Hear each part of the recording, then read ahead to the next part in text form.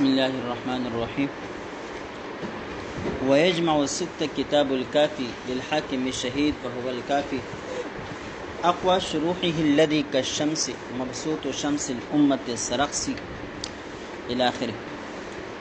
ويجمع الست كتاب الكافي، امام محمد رحمہ اللہ کی جو 6 کتابیں ہیں جو ظاہر روایہ کہلاتی ہیں یا مسائل و اصول کہلاتی ہیں، ان 6 کتابوں کو الکافی کے اندر حاکم شہید رحمہ اللہ نے جمع کر دیا، یعنی 6 کتابوں کے مسائل اٹھا کر ایک کتاب بنا دی اور اس کا نام الکافی رکھا.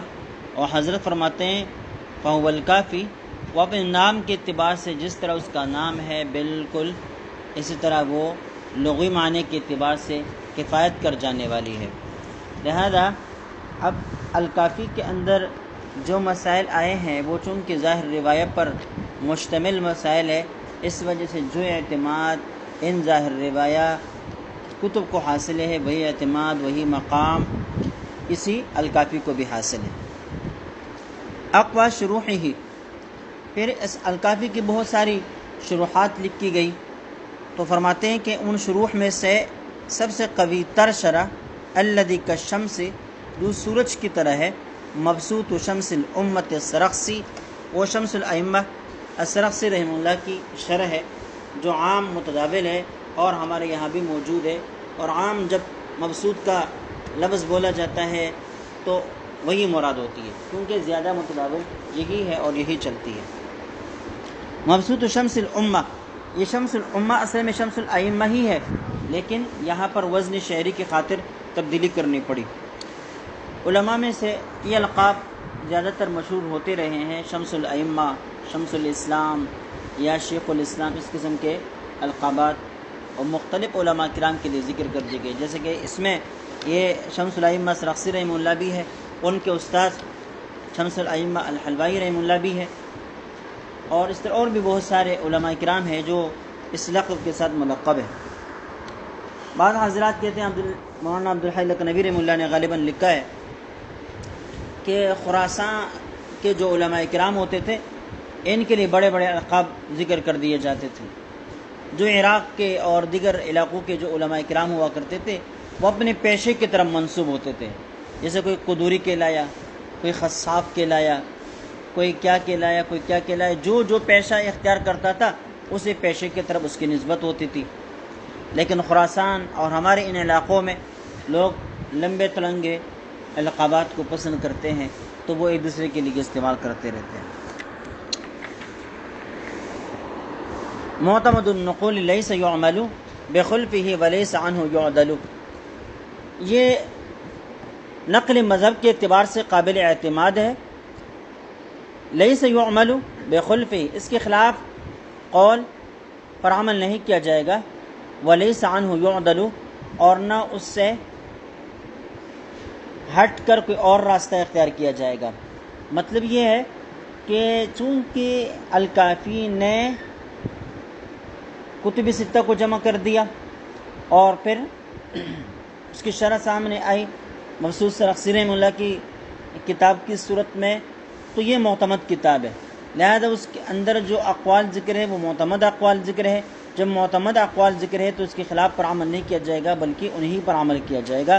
ولیس عنہ یعدل، اور اس سے ہٹ کر کوئی دوسرا راستہ اختیار نہیں کیا جائے گا.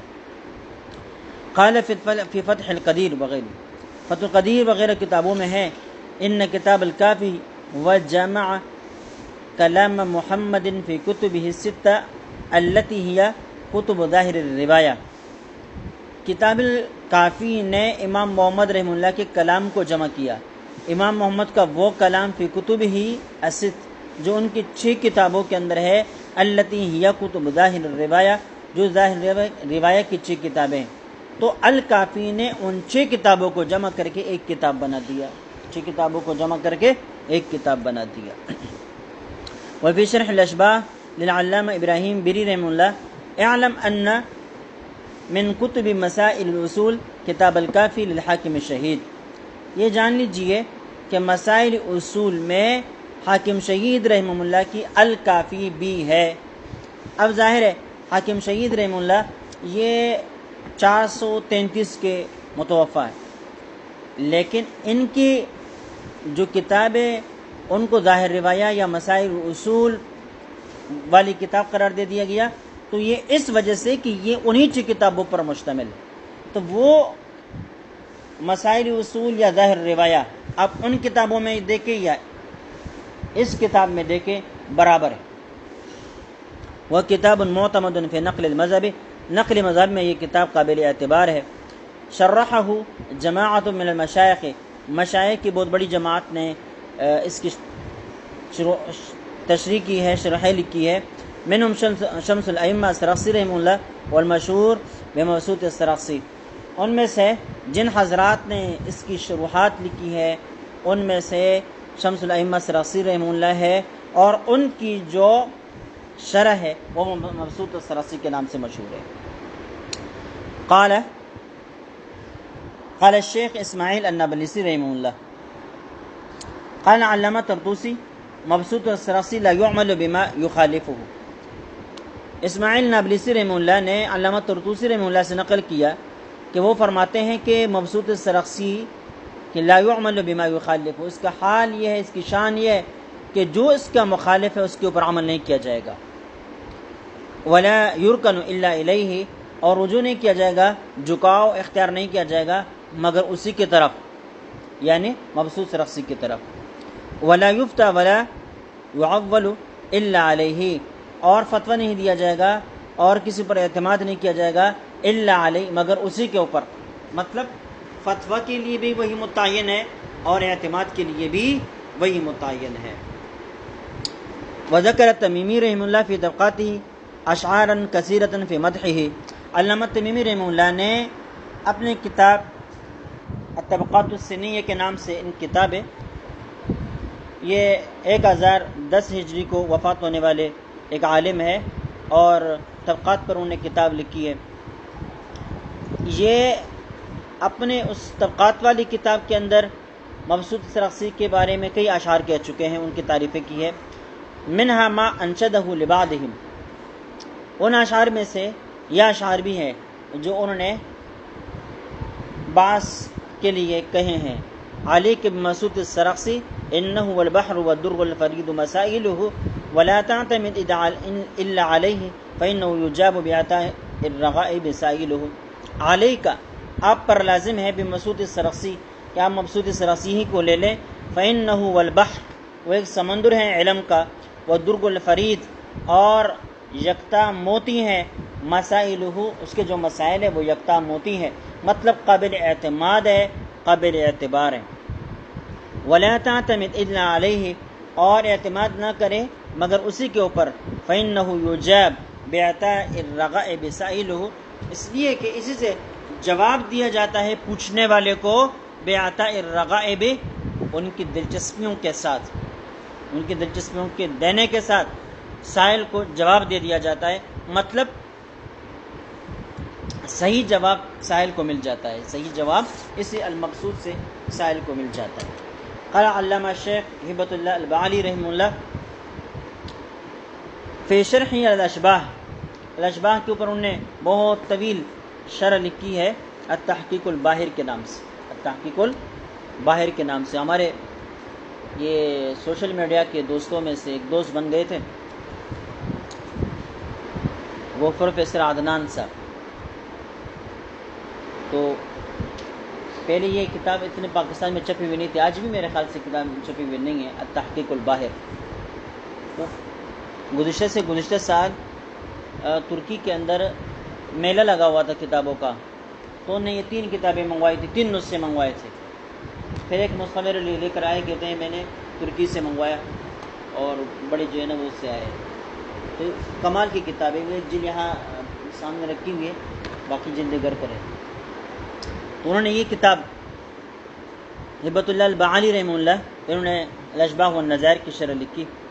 المبسوط امام الکبیر محمد بن ابی سہل السرخسی رحمہ اللہ، احد الائمۃ الکبار المتکلم الفقیہ الاصولی، لزم شمس الائمہ عبد العزیز الحلوانی وتخرج به۔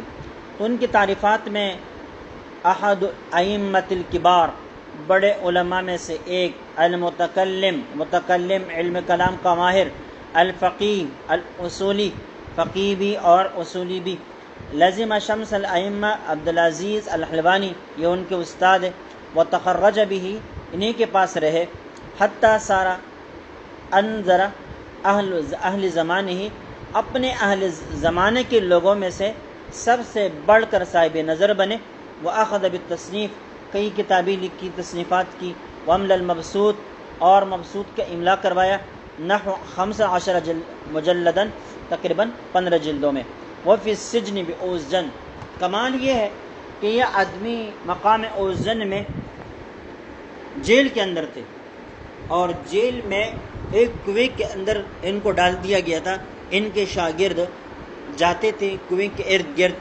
بیٹھتے تھے اور حضرت نیچے سے زبانی املا کروا دیا کرتے تھے، اور یہ کتاب وجود میں آئی۔ کمال یہ ہے، کتابیں تو بہت سارے لوگوں نے لکھی، لیکن انہوں نے جو لکھی کمال کر دیا۔ ایک تو اس وجہ سے یہ کہا کرتے تھے کہ امام شافعی میرے سامنے ہوتے تو میں ان کو بتا دیتا کہ علم کیا کہتا ہے، علم کسے کہتے ہیں، علم کیا ہوتا ہے، علم کسے کہا جاتا ہے۔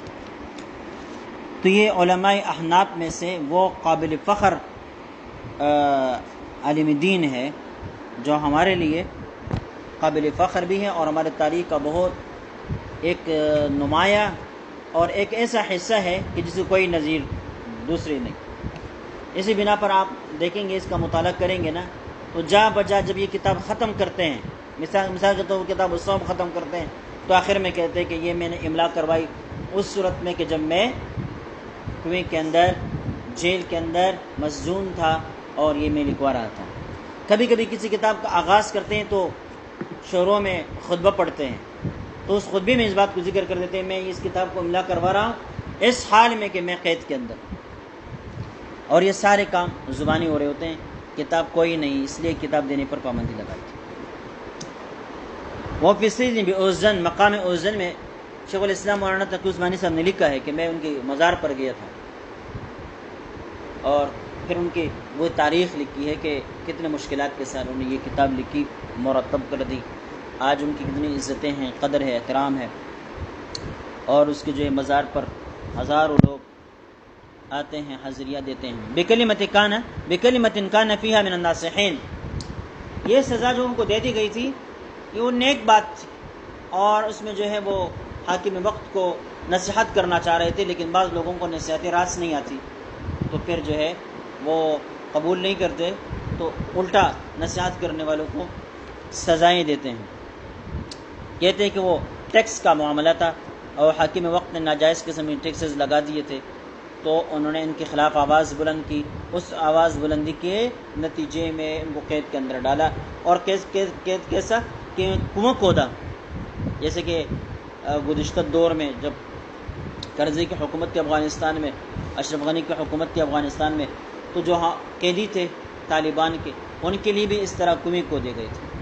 آج تو تصویریں ان کے سامنے آ رہی ہے، تو جو وزراء ہیں وہ بذات خود اپنے ان کنووں کو دکھاتے ہیں کہ جس کنویں کے اندر بیٹھ کر انہوں نے قید کی زندگی کاٹی۔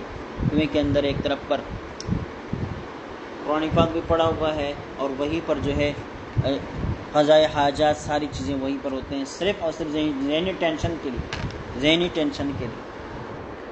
تو بأوزجن یہ اس زمانے کا طرز عمل ہے کہ جو سخت قسم کے مخالفین ہوتے ہیں تو ان کو ذہنی طور پر ٹارچر کرنے کے لیے اس قسم کے اونچے ہتھ کنڈے ان کے خلاف استعمال کیے جاتے ہیں۔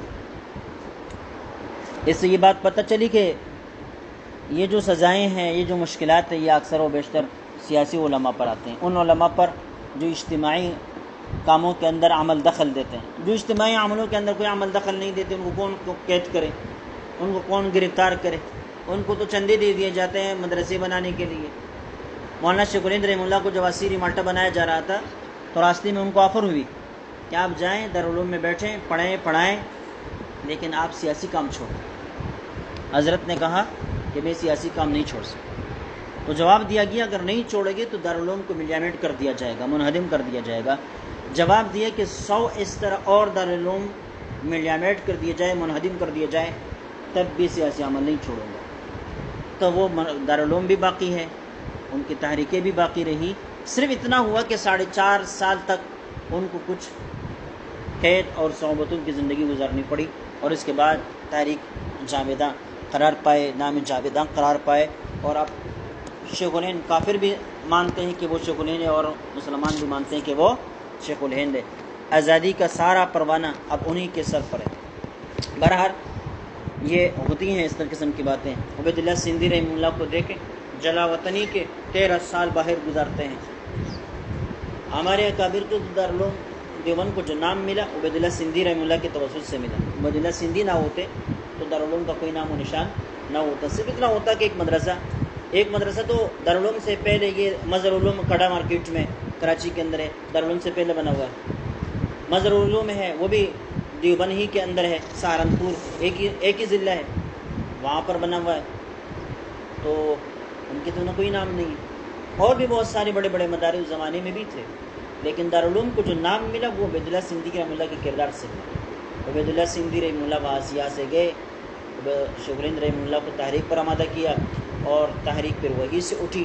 تو جب شیخ الہند رحمہ اللہ نے وہاں کی تحریک کی صدارت قبول کی، تب سے شہرتیں شروع ہو گئی۔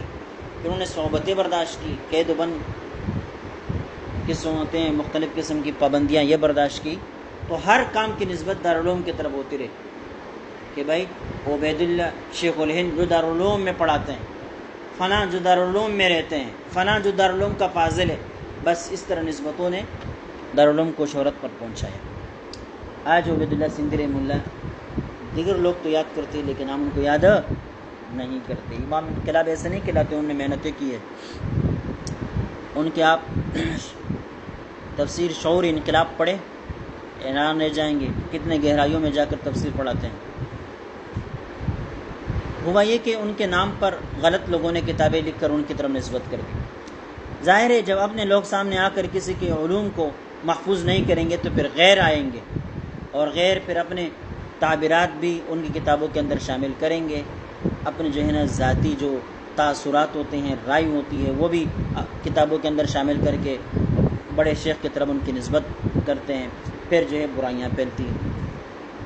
بہرحال یہ صعوبتیں، مشکلات انہوں نے برداشت کی، اور حسین احمد مدنی رحمہ اللہ کو دیکھیں 8-9 سال مسلسل جیل کے اندر رہے، لیکن جن لوگوں نے کبھی کسی کے خلاف کوئی جدوجہد نہیں کی، کوئی سیاسی کردار ادا نہیں کیا، وہ بڑے بڑے خانقاہوں میں ہمیشہ کے لیے مزے کرتے رہے، ان کے خلاف کوئی ریٹ نہیں ہوا، ان کے اوپر پرچہ نہیں کٹا، ان کو کوئی سزا نہیں دی گئی، جسم کے اوپر کوئی زخم تک نہیں آیا، قید و بند کی صحبتوں سے بھی ہمیشہ دور رہے۔